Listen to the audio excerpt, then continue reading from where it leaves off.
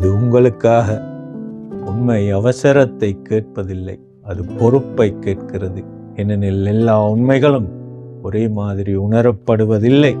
சில உண்மைகள் வலிக்கின்றன, நாம் பிடித்திருந்ததை அவை களையும் போது. சில உண்மைகள் நீதியை நாடுகின்றன, பழிவாங்க அல்ல, சமநிலையை தேடி. சில உண்மைகள் மெதுவாக உணரப்படுகின்றன, உடல் முன்பே அறிந்ததை. மற்ற சில உண்மைகள் உடனடி செயலை கேட்கவில்லை, அவை உள் ஒழுங்கை கேட்கின்றது.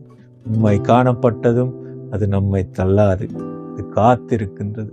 அந்த காத்திருப்பில் தான் நாம் எப்படி நிற்கின்றோம் என்பது முக்கியமாகிறது. இந்த நிற்கும் விதமே வாழ்க்கை எனும் விளையாட்டை நாம் எப்படி விளையாடுகிறோம் என்பதை மாற்றுகிறது.